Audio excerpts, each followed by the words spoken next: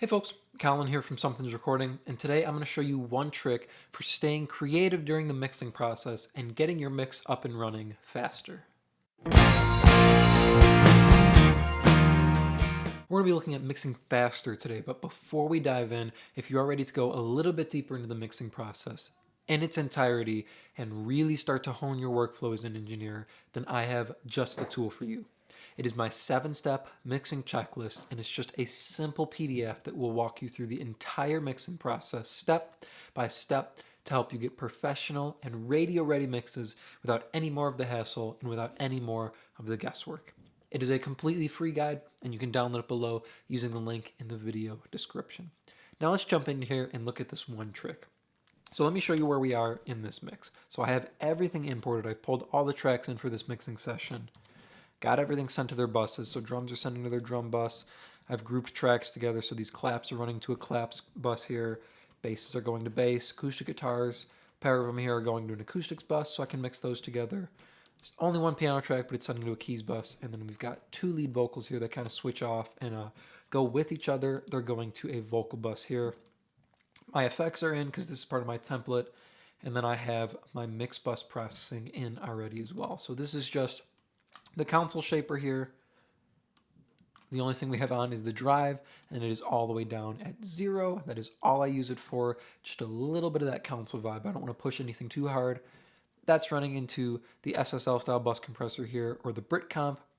All we're doing here is 30 millisecond attack, 100 millisecond release, 2-to-1 ratio. I'm adding a dB of makeup gain because where I have the threshold set, once I get my mix up, volume-wise, once I get all my levels pulled up, I'll usually be doing anywhere between a dB to 2 dB of compression on the entire mix.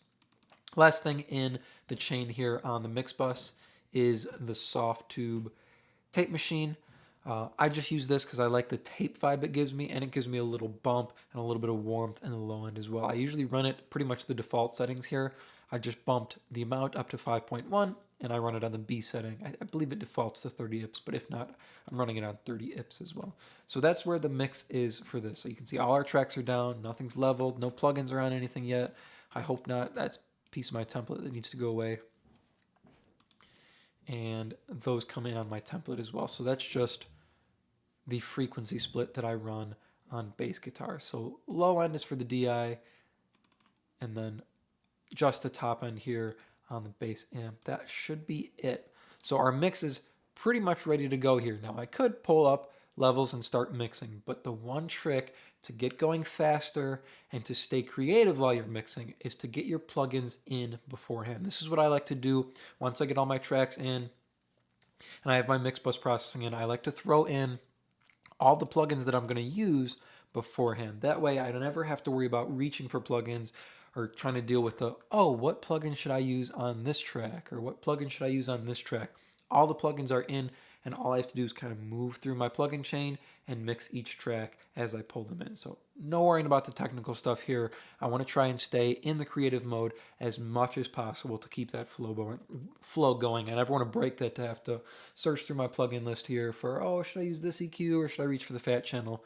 None of that. We're going to make all of these decisions up front so we stay in the creative process and we get our mix built faster without having to reach for plugins or make those decisions. So we're going to start over here on the snare. Usually what I want to start with on the snare is the limiter, just to make sure there's no peaks or anything that are jumping out. Then I'll usually reach for an EQ, just for preliminary EQ. Then we'll probably do some compression. And I usually like to push up the low end after the compressor. That's where I'm going to start with my snare. I might put another limiter at the end depending on how crazy things get after the EQ, but I'm going to start there. For the overheads, we'll start with an EQ, and sometimes I like to put some compression on there, or sometimes I like to put some multiband on there. But I'm going to start with just the EQ, I think, because I can always roll off some top end, and if I get to that area where I need some multiband compression on this, I can always pull that in later. But I'm going to start with just EQ here. Nothing on the claps here. I'm going to mix them on the bus all together. So we're going to do some EQ here, and then I'm going to pull in the fat channel and reach for the 1176 style compressor, and we'll set the attack and release to where I want it, and we'll turn it on as well. So the nice thing about this is you can get all these vintage plugins, that you use on the tracks to begin with. That way, as you're pulling things up, you get that kind of vintage emulation or that vintage vibe because your tracks are running through these plugins. So that's that for there. For the tambourine, I'm going to pull over this fat channel here, and all I'm going to do is I'm going to put an EQ. I'm going to put this Neve style EQ before 1176.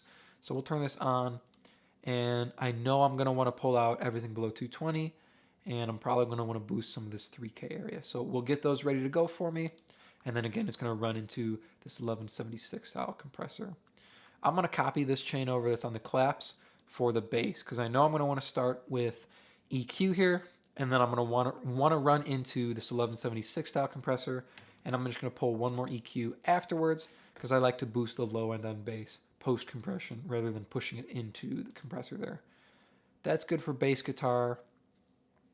For acoustics, I think I'm going to pull over that same chain. This is a chain I like to use a lot. So EQ into this 1176 style compressor. Now I shouldn't need an EQ afterwards. I should be able to get everything done beforehand here. You can see both of these acoustic guitars are running into the acoustic guitar bus.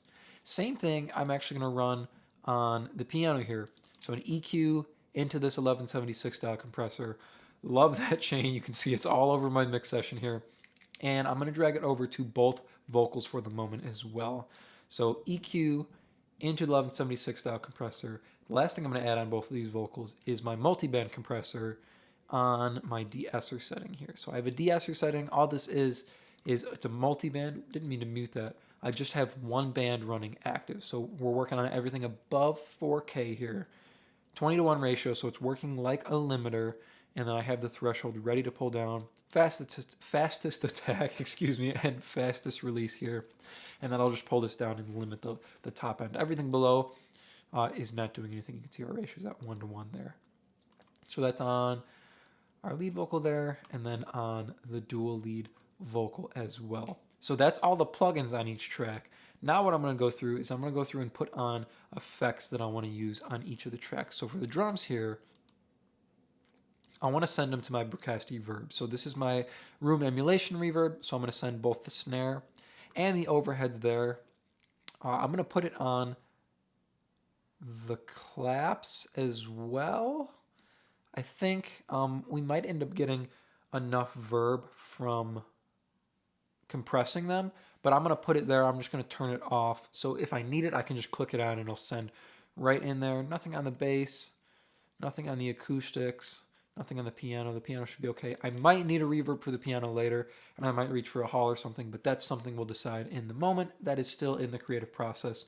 Both of the vocals I'm going to send to my plate reverb here, and I don't know why my effects aren't white. I like my effects to be colored white there.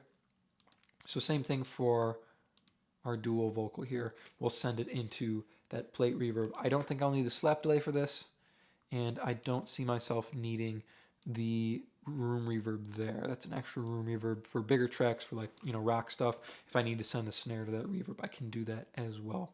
So this is looking pretty good. So now when I start working, all I'll have to do is open up the plugin and get to work. Pull up the track and I can start EQing, compressing, limiting, whatever I need to do. And all of these tracks, as I pull them up, all the processing is there for me to just work through. So I never have to come over here, scroll around and look for and decide what plugins I want to use. So if I get to a certain track and like, oh, what compression should I use on this, or what EQ should I use on this?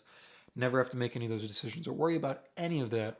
Everything is in and everything is ready to go. So this is something I picked up from watching the old CLA peer mix videos. So when he's mixing stuff in the box, it was cool to see him set everything up beforehand. So he pulled all of the plugins that he wanted to use in on each track before he started mixing. That way it's kind of like working on a board, right? You have everything sent out to where you want it to go, to the pieces of gear you use, and your EQ is already on each channel. So you never have to worry about what EQ am I going to use or what compressor am I going to use. All of that stuff is set up beforehand. This keeps you in the creative mode as you're mixing, and it helps you move through your mix faster by cutting down any decisions that you have to make plugin wise. I hope that was a helpful trick for you, excuse me. And as I mentioned at the beginning of the video, if you're ready to go a little bit deeper into the mixing process and take your mixes to the next level, then I have just the tool for you, and it is completely free. It is my 7-step mixing checklist, and you can download it below to start creating more professional mixes in less time. Thank you so much for watching today, and I will see you in the next video.